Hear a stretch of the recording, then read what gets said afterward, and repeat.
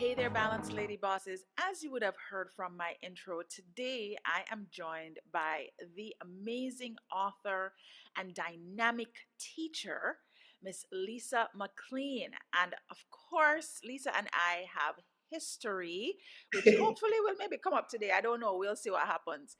But I'm excited to be talking about Lisa because we both share similar passions in the space of storytelling. And we also share another similar passion in the space of stepping into entrepreneurship full time in very recent times. And so today's discussion is really going to be about transitioning seasons, really stepping into your passion and your purpose. And I hope that you guys are able to get a lot of gems from the discussion that we're about to have. Welcome, Lisa, and thank you so much for joining the Balanced Lady Boss community. Hello, Stacy. I'm really excited to be here. Thank you so much for having me. This is indeed a pleasure. Awesome. Thank you. Now, the first area that we talk about in our three pillars of boardroom, bedroom, bliss is, of course, the boardroom. And I don't know if school is a boardroom before you enter the working world, but we used to share a boardroom because we went to the same high school. Mhm. And I've actually only had, I think, one other guest, which is Carrie Ann, Yes. that was also in that same boardroom. Or maybe it's getting shaped. Maybe it's the pre-boardroom room. I don't know what you'd call it. Well, it certainly is important, right? Like it shaped us in so many significant ways. So Yes. either way, it's definitely part of the process. Yes. And what I think is also key, guys, is that when Lisa and I reconnected, because I lived away quite a bit, and when Lisa and I reconnected, it was in her new boardroom, which was actually my daughter's school. So Lisa Yes. became a part of my community because she was a teacher. And can I just say, Lisa, and I think I've said this to you before, but I really, really appreciate you having taken on teaching, especially teaching my child, because I couldn't teach her. I couldn't And even she's teach her. lovely, she's so confident and she reminds me of you. So Really? never say that, yes, she's wonderful. She's going to do great things. Let me Oh, tell you. nice. Yes. No, I think teaching is one of the most underrated and yet the most critical jobs that exists on this planet. I have my own opinions about what I think we should be learning and what I think should be being taught. But talk to us about how you got into teaching, because I don't think I know that story. You know what? I actually thought that you were going to become a nun. I don't know why I had that in my head at some point. Guys, we went to an all girls Catholic school, so that's the context, right? And there was something in my head that told me that Lisa became a nun. Why did that happen? I don't know. Oh, wow, it's Daisy. So I think my mother thought the same because I went to Immaculate Prep and Immaculate High. And if for nothing else, that experience absolutely shaped my faith.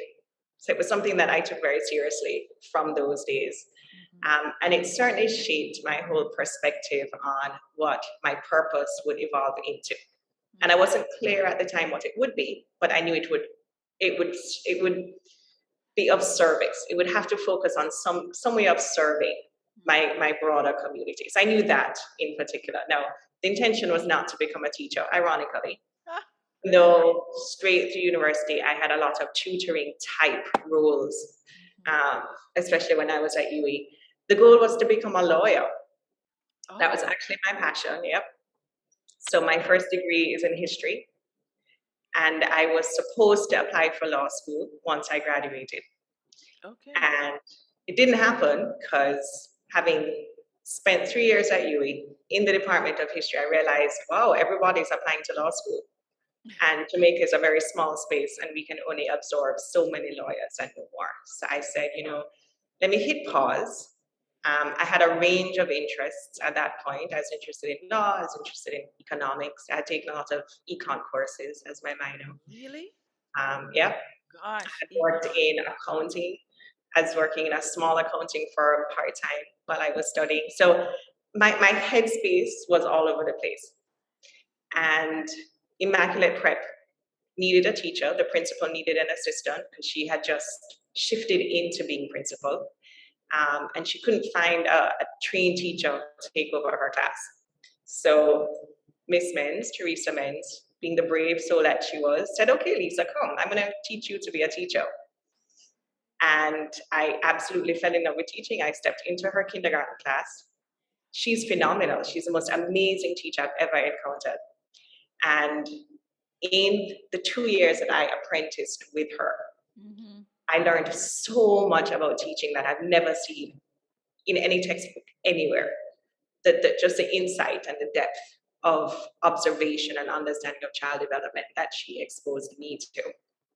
And so I fell in love with teaching, tried to run away from it because we're in a culture where teachers are not valued. Oh my Where gosh. we love a good teacher and we want to say, oh my gosh, yes, you're going to teach my daughter or my granddaughter, yay. But we don't ever want to pay teachers what they're worth. No, we don't want to pay them. It's true. No. And we want to question everything, right? So, you know, we're all Google experts. So it's so interesting to step into a classroom and be like, parents are saying, no, but you have to do this. And I'm like, no, I'm good. I've studied child development.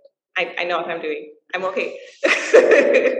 This works. So it was I fought it. Stacey, I fought it for a very long time. I went to Teachers College at Columbia University with the intention of doing my master's in speech pathology, Oh, only because I could see where I could continue teaching, but would make a living. okay.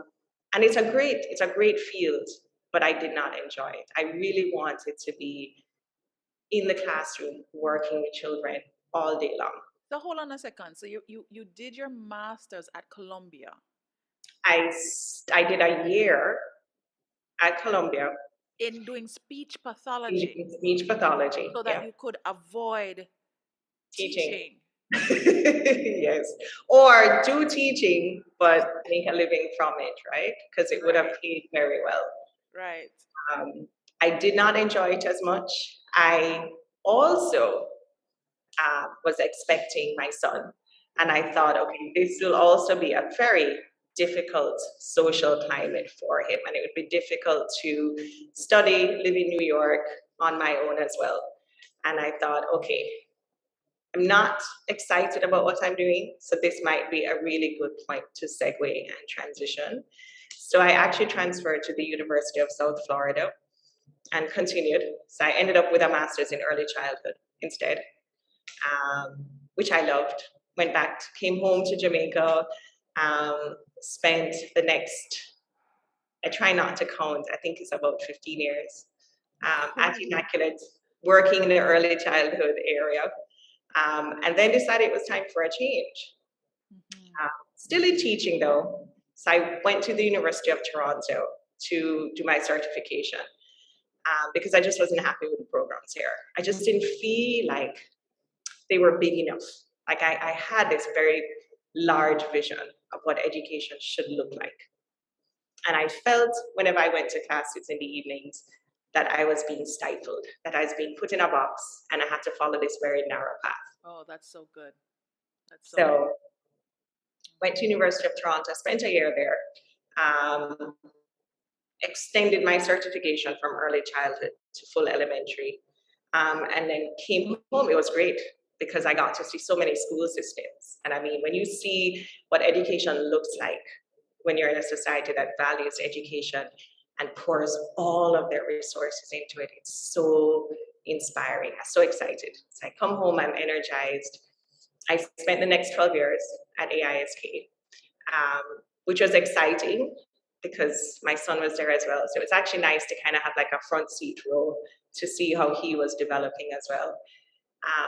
And ended up in middle school, which ended up being a whole other passion of mine, and ended up becoming a specialist in math. And it's just been such an exciting journey, and I love it. But this year I transitioned. So I'm still in education, Right. but again, just needed a new challenge and wanted to be in a space where I could create what I wanted, create a space where children could come and learn and be excited and it be mine. Yes. Because that's a whole other level of creativity, right? Where you're actually now applying what you've learned for the last 20 years. and now creating your own product, your own space where children can thrive. Wow. That's really exciting, Lisa. And you know, one of the things I love about this show and this community is that under normal circumstances, you don't hear these stories, right? I mean, That your is true. path is quite dynamic. And you continue to take risks, you know, which is also, I think, quite challenging. And it's a very vulnerable space to be in and to Mhm. continue to work from, because it's like you can feel something pulling at you to say, okay, you've mastered this, there is more that I have for you, come. You know, Yeah. that pull is it's both, you know, like, yes, I want to pull, and at the same time, no, I don't, you know, because you just, you know, you have the fear and the self-doubt and all the different things that come with it. Wow. Okay, so that's really great, and so many kids have certainly been blessed by your expertise and by your passion. You know, I think it's wonderful that there is a passion behind the teaching, and I hope locally in Jamaica that there we can see just a growth in the appreciation for all things that are available to us. I think also, just like you, I've lived in different countries, and you know, it it has its benefits and, you know, some things that are, I suppose, opportunities, because moving kids from school to school can be difficult for them. Yeah. But I've moved a lot, and so I've got to experience different types of education systems, including the one in Canada, because we lived there for 3 years. Oh wow, I Um, didn't realize that. yeah, Okay.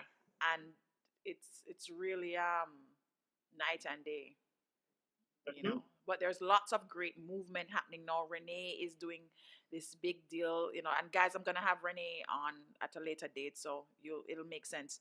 um, Nice. but I see a lot of people stepping out of the frame to create Yeah, something new, which is what we need. People challenging the absolutely. status quo, you know. Absolutely. But we need to do what we tell our children, right? So we tell Yes, our children to dream big, and we yes, tell our children to take bold risks and take a yes. chance on themselves.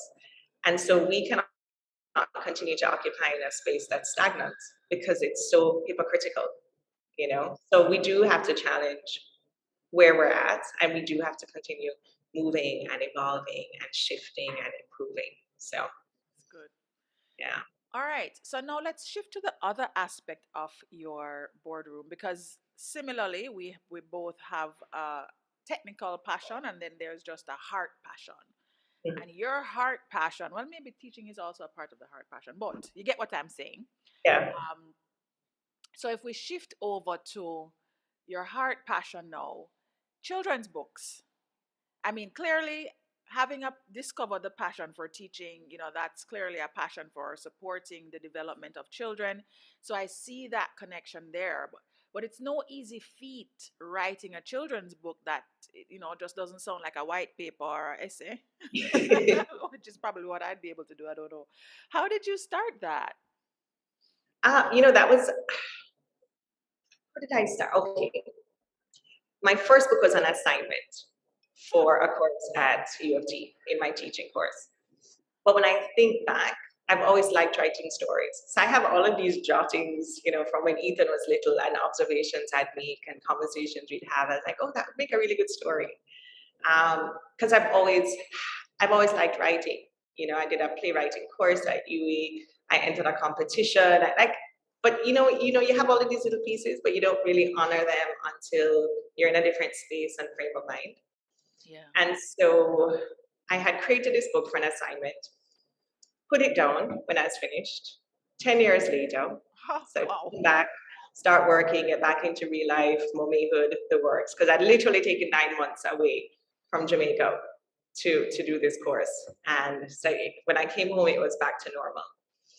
And 10 years later, I think it was right before Ethan hit his last 2 years, his IB years of high school. And I was like, this is getting real because this has been my life for so many years. And he's going to be transitioning. And I need to make sure, as a single parent, that I transition as well, that I don't end up in this space of I'm going to fall apart. Who do I look after? What's my identity as mom? Who is Lisa McLean? I haven't quite seen this person for a while. So, very good friend of mine actually raised the concern to me, and I was like, you have a point. He says, I'm worried about you. You have to make sure you're in a good space. So, for whatever reason, that made me remember this book, and I pulled it out. And I'm glad I did, because it's actually about grandmothers. And my grandmother passed 2 years later.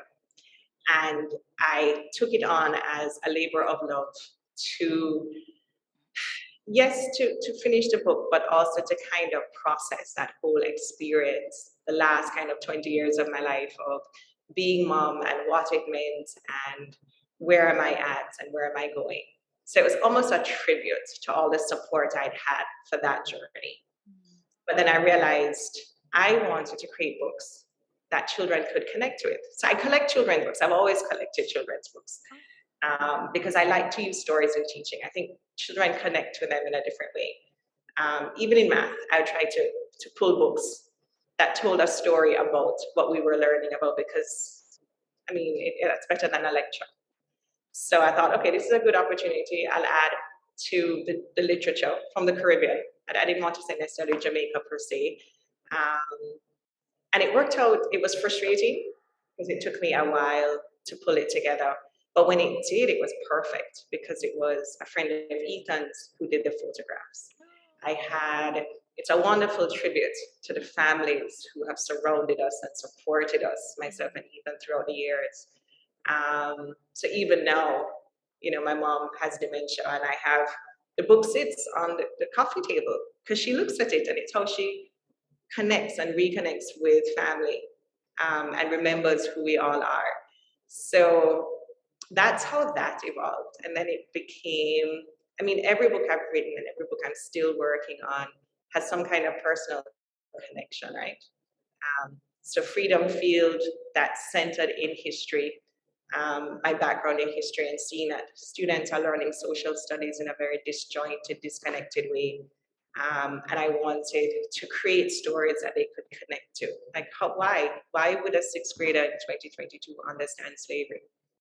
Why would they understand the concept of a human being being considered property and not having rights and not having the ability to make choices for themselves?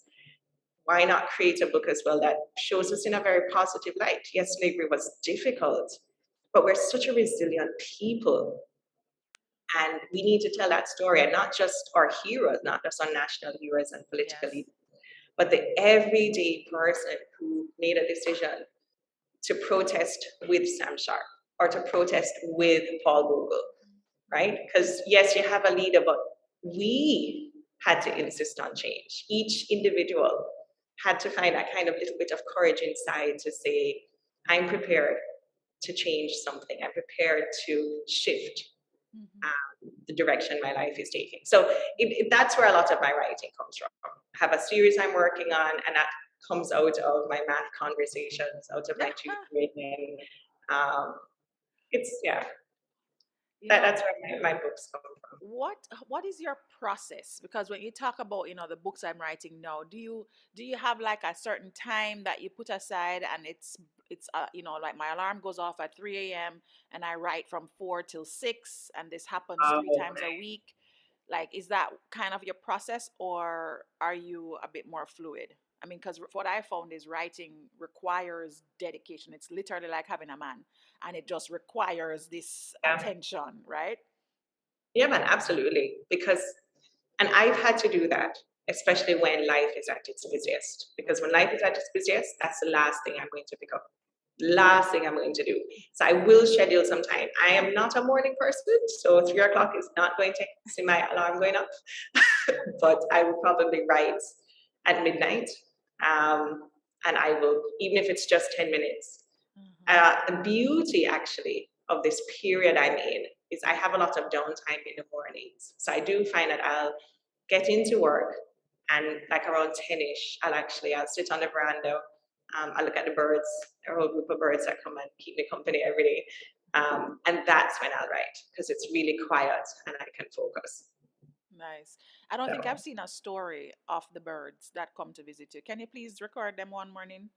That would I be did post amazing. a picture, but they're quite a talking piece. So it's these egrets that fly in, you know, the little white birds. Yes, yes. Um, and I've had them, like I've been in the middle of a class on a Saturday morning and the kids are like, why is that bird there? And can they really see anything? So we've had to like stop and research how birds see, just because they're such a constant fixture in this place. But yes, I'll send you a picture of my birds one Okay, morning. great, great. So I do pick up also that you mentioned that you have a series that you're working on that's going to be coming out. So that's great, guys. Make sure you pay attention to that. And then, of course, um, we also heard you talking about just, the books that you already have.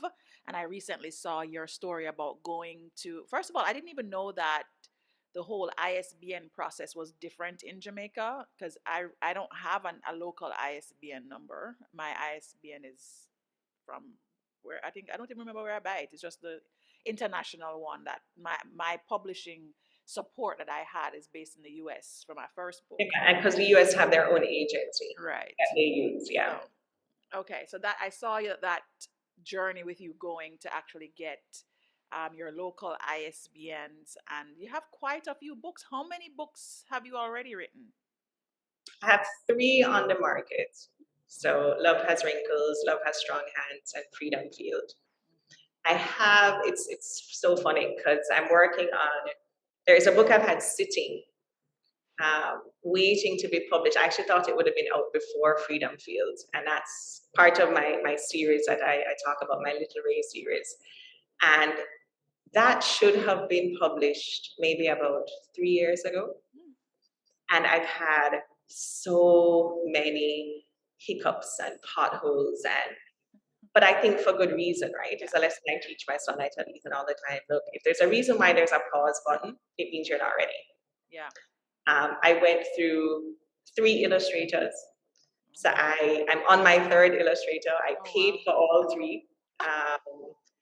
but you and I were talking earlier about branding and getting the right look and image and feel for your book.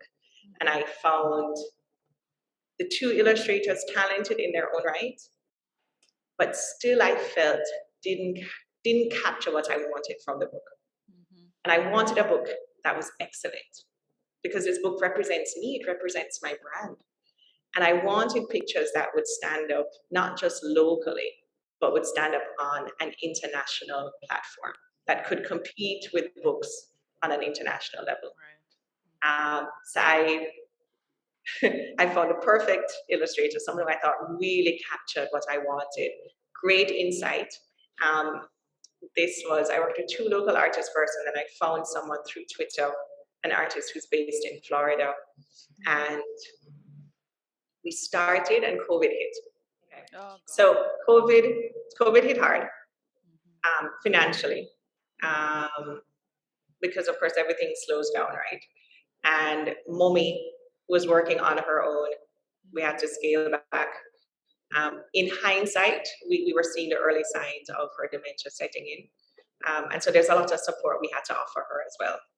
And for those persons who have never really worked on a picture book, if you want a really good illustrator, you're looking at about 100 US per page, per illustration. Oh wow. And it's a children's book. So you want Every long, page. well, almost, right? Almost. Oh I've God. since tweaked it and it has evolved into more of a chapter book for an older age range, which is why the pausing wasn't bad, because I was actually able to rethink what the end product would look like and develop it further. Okay. So, but this is where persistent pays, right? So I looked at Sarah, my illustrator, and I said, Sarah, we are not stopping this process. So can we change what the contract looks like? And so we shifted from let's get all the illustrations done in this very short time frame, what I thought would have been 3 to 6 months. And we said, okay, we're going to do 3 illustrations per month. And we churned out slowly but surely, slowly but surely. Um, she had her own challenges in the States as well. And so we're now looking at almost 2 years, but we're Okay. still working, still pulling it together. I've restructured the book. And so it's actually a good thing we hit pause, because Mm. had I continued at that pace, it would have been quite a loss financially Right. to kind of backtrack and restructure some of the illustrations. But our timeline is set for summer. We're like, yes, now we think we know where we're at and we're good to go. Okay, so you have a summer timeline, and then after that, it's launch process. Which your launch process takes how long? Like 2 months, a month? Like how long? How much do you prep for? Well, I gave Freedom Field 3 months to do my whole pre-ordering. Hmm. I'm going to do about the same for Little Raid because I thought it worked well.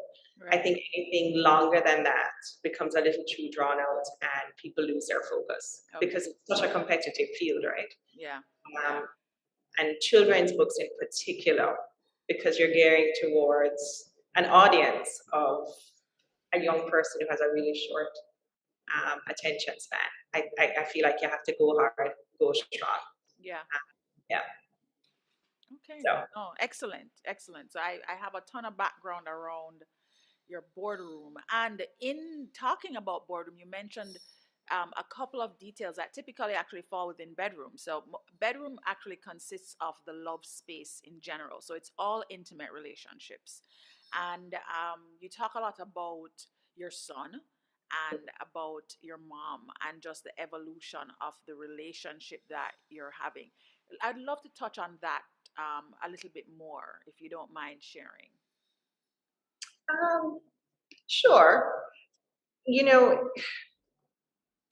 and I don't use the term single parent as a crutch by any stretch of the imagination, but I did feel that as a single parent, it was important for me to maintain a slightly different focus with regards to just the time and the quality of time that Ethan would have had as he was growing up. And so a lot of time was spent ensuring that he had access to both sides of the family, both my side, his dad's side, in so much as even though we were not romantically involved anymore, it was maintaining that friendship and that co-parenting space so that Ethan would thrive. Yeah. Um, I didn't feel as a mom that I would have been able to give him everything he needed as a boy growing up. Yeah. I just felt he needed to have access to his village. And so that was my focus growing up, which, in hindsight, worked really well. When I look at him now, I mean, he graduates in about a month, and I'm pretty Wow. excited. Can you believe it? Oh my gosh. And he's lovely. He's just such a nice person. And I'm sure you can relate when I say this. We love our children, Stacey, but you don't have to like your children. Yes. And I like him, and Oh we get yes, along. I get that. I get that. I get And that. he humors me. I give him his space, and he ensures mom gets her call once a week where we can catch up and Yeah. really have these nice long 2-hour conversations. And if he's on a trip with his cousins, he sends like a million pictures because he knows mom would have loved to have seen this museum. Oh, So that's I'm gonna so send good. her a million pictures. My son, mm-mm. I mean, like, and Jelani, right? You actually know him very well, so Yes, it's I been. like him. He's great. I like him too, thankfully. But he is not good with the update keeping. Like every now and it's like a gift when it comes. I'll just see this out of the blue. But it's a balance, right? Girls are not like that, Stacey. And Yeah, I've had to yeah, learn to give him that room because if I were messaging him every day, I would not be yes. getting those updates. He'd be like, Mom, seriously. So because we understand each other so well and I've been comfortable giving him his space, Hmm. he meets me as mom Yeah, with yeah, what I ask for, which is just connect. Let me know what's happening. Let me know everything is okay. So he really has been my focus, and not necessarily in a bad way. I would have certainly not engaged in many serious relationships at that time, just because I wanted to protect him and shield him from yeah, that kind of tumult. yeah, But I think it was good for me as well as a person in growing. So he taught me a lot in that regard. I mean, I would have come out of divorced parents. And so I would have had my own baggage to kind of work through and to sort out. And so that process I thought was very good for me. Um, mommy, mommy and I have an interesting relationship. We're very close, but need space. And it's ironic because now that Ethan I'm a true empty nester and he's graduating and building his life, she's come home to stay with me so that we can kind of maneuver this space. And it's been interesting. It's been interesting. That's really fascinating for me right now. The navigating um, children growing up and going out and creating new relationships with parents. I Yeah, don't think I was ever as present to my parents aging as I am now. Like and maybe it's because we're getting more mature, like we're both in our 40s. And so maybe once you yeah, hit your 40s, it's like it becomes more present to you, it's in your space. But I feel acutely aware of my parents aging. yeah. And And it's hard, Stacey. It's yeah, hard. it's hard. And I don't think people talk about this. Like, why don't people talk about it? We need Yep. to talk about it, you know? Yeah. I mean, I've been trying to talk about it as much as possible. And the more I raise it, is the more I realize that we have friends. We have mutual friends Yeah. who've had a very similar journey. I'm like, but why didn't we know? How Yeah. did you manage? Yeah. Um, on so many levels, right? So I look at mommy and I see like she's a fighter, always has been tremendous. And I see it in her illness where she's fighting really hard to say, hey, I'm good. Mhm. I'm fine. This illness is not going to beat me. I am going to like really give it Persevere. a good Yeah. run for the money. Yeah. But I see the slow deterioration. We move from um, okay, for example, she's really close to my son, and we move to who is Ethan? But if she sees his face, she recognizes him. Okay. Okay. It's seeing these little things. It's seeing her move from um, like numbers are her thing. She used to run her own business, phenomenal when it came to numbers. She taught me a lot about accounting. We moved from her being able to tell me how old I was and calculate it to, okay, I know you're 218 years old. And it's these little things. It's these Yeah. little things of no, I can't eat that. It tastes dreadful, and having to figure out, okay, what will you eat? Yeah. How do I make sure that you don't deteriorate because you're now getting your tastes are changing Right. because your brain is shifting in so many different ways. And you see it, but I tell you, there's some days, Daisy, when I come home and it's emotionally upsetting. Because on paper, you go, yeah, yeah, okay, that's a cycle of life. But when you see it in your face every day and you have no control over what's happening, and when you want to have a conversation with this person or you want to say, no, you can't do that, and they don't understand what you're saying, and you realize, I just need to take over, I just need to take charge. So the roles are shifting. It's draining emotionally. You don't know what to expect. So even there is that additional stress financially because you're like, I don't know what this looks like. And it shifts from day to day. So it's very unpredictable. Um, which is fun when you're starting a new business because unpredictability is exactly what you And need. writing books and all of this stuff, right? Wow. So no, it's I look at my friends who are now sharing their stories and I'm like, why didn't you say anything? How did Yeah. you manage? Yeah.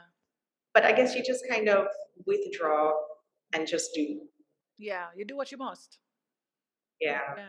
Wow. Well, thank you for sharing. I think it's an important conversation and one that in our group, in our age group, is one that we need to be having. Similarly, as I move into talking about the bliss space, which is the self love and the self care, I can tell you that my body is going through all kind of things, and I'm like, Why nobody never tell me about this stuff? But it's true, exactly. No, but I feel that way. Like we have to be more open about Yes. all of Like these I minor I issues. want to talk about the fact that I am transitioning to a new Stacy. Like Yeah, I know 50 maybe a few years there, but it's still like there's stuff happening in your 40s. Stuff happens to your body, guys. Just hello, stuff happens to your bodies in your 40s. It's different and nobody's talking about it. So uh, absolutely. how do you take care of yourself with everything that everybody else that you take care of? How do I? Oh, that's a trick question. I'm learning. I'm having to learn what my triggers are because I do suffer from a lot of anxiety. I get anxiety attacks, and they're real, and they're hard to explain to people. So I've had to learn to know what the triggers are to stave them off when they're coming. So I have to figure out how much sleep is sufficient. Am I getting too tired? I have to figure out have I taken a break yet from work? Am I really pushing too hard? I've had to learn to be just very creative in because my schedule is packed. So I've had to be very creative in figuring out how to fit in exercise because that works for me. I've always been very active. I've danced for most of my life, so it's figuring out how to stick in a little bit of that each day, whether it's a 15-minute video or a 30-minute video. Um, so that's my balance, making sure I get some rest, knowing my triggers, getting some exercise, um, and spending time with friends. Like I found that to be really important. I tend to keep a lot to myself, just with regards to things that I might be struggling with. Um, but I'm learning that reaching out is very important. Asking for help is very important. Being able to just sit and laugh. Yes, yes. That's not the Laughter. solution to what's happening at that point in time. It takes a lot of the weight off. Mhm. I like that you shared about the anxiety attacks being real. I actually believe that women have a lot of anxiety attacks. I think that's actually maybe more prevalent than straight depression. Mhm. I don't think we know what it looks like. And so when I'm thinking through when you said it just now, and even when I was interviewing, I had an interview that actually went live today with Daniel Terrelong. I was like, oh, let's talk about what it looks like on your side. Because I had to become aware that I was in a state of depression, like when I was going through it. Right. I didn't know what it was, and I had experienced depression before. And when I say before, meaning I wrote about it during my experience when I was ill and living in Canada, etc. But before that, I when I had my when I had Victoria, when I had my third child, I had actually gone in to seek counseling because I thought I was having postpartum depression. And Mhm. the counselor in that session was like, well, it's really not related to the baby. You actually don't have postpartum depression, but you should probably look at it on a wider scope. But there wasn't this at the time, because that would have been 14 years ago. There was not a real support system around mental wellness. And so, I just went back to every day up and down, right? Yep. Now, I can have conversations about my anxiety attacks. And I think it helps other women to identify, okay, so this is what that could look like for me. I Yep. don't, and it's important that we share. There's so much shame, I think, that has been created. I don't know why, because all of us live in the same world. We have the Yes. same kind of DNA, like, we have the same struggles, etc. So this is actually normal, right? Well, So and normal is relative, right? normal is relative, yes. Normal is relative. So, and you and I talked about this earlier. We're in this culture of you got to hold it together. You've got to figure it out. I mean, I think back, and I guess this is part of the aging process, right? I look at mommy and I consider her growing up, and in my mind, my mom was larger than life. She could do anything. There were points in time. I mean, I remember after she split from my dad, she had like 3 jobs. And she had 3 children below the age of 10. Sound And she like would me. come home and, sew costumes for the Christmas concerts and bake cakes from scratch and decorate them. And these are not like easy decorations, right? These are real decorations, right? Yeah. I can't do that. And I don't remember her ever being weak. I don't remember ever seeing her cry. I don't remember her ever saying, I can't do this. Yeah. So we've grown up in a society where women are supposed to be really strong. You survive. You Yes. figure it out and you survive. Yes. Except nobody talks about the fact that maybe inside they were imploding and maybe inside they didn't get to talk about the dreams that they didn't get to pursue because they were showing up for everyone else.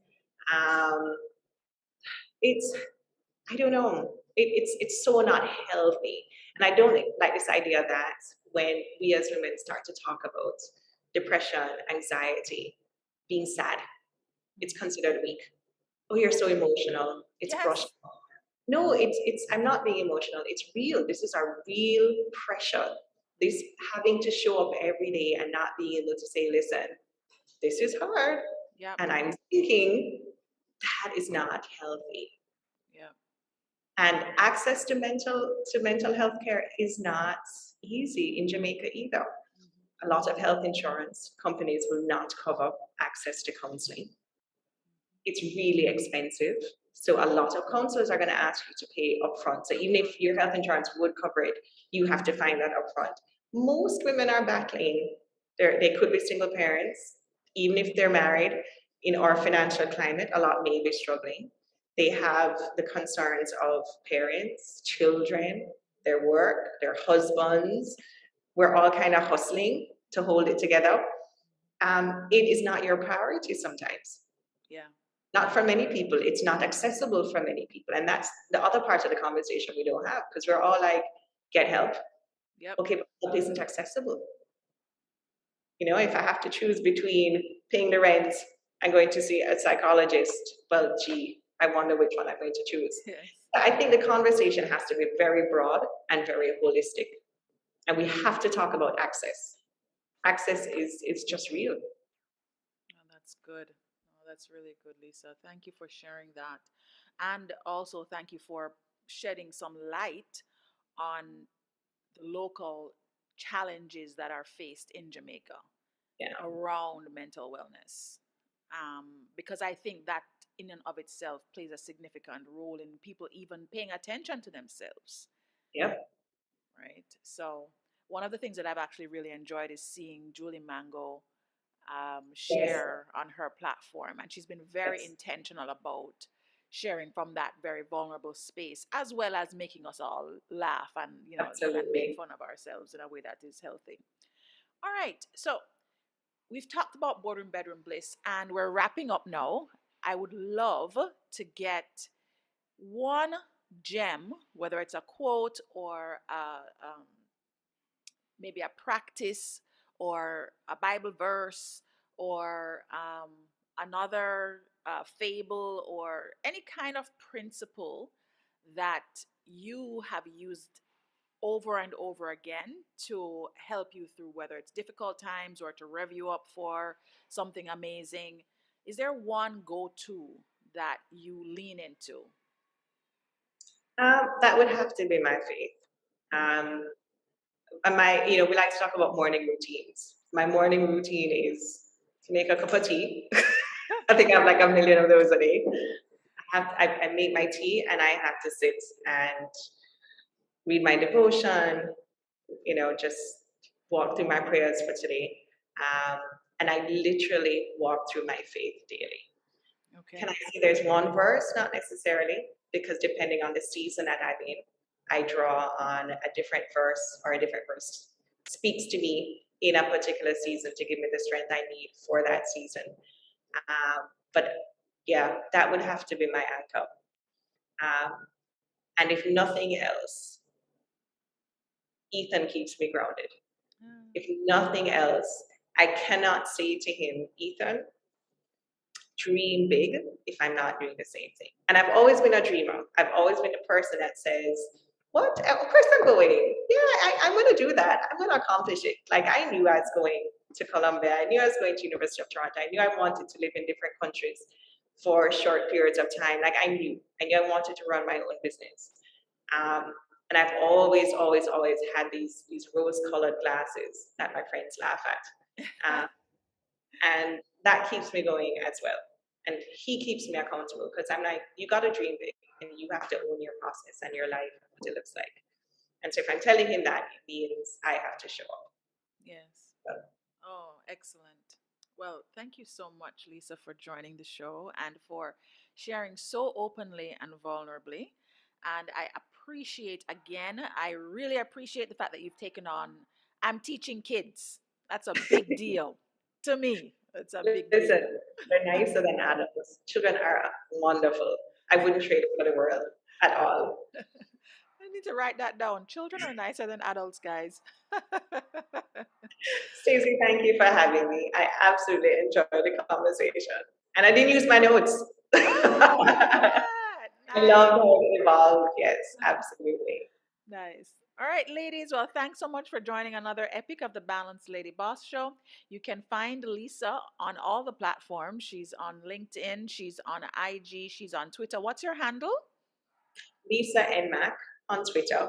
Everywhere else, look for Lisa McLean Publications on Instagram, on Facebook, and my website is iamlisamclean.com. Excellent. Thank you so much. All right, guys. Until next time, see you later.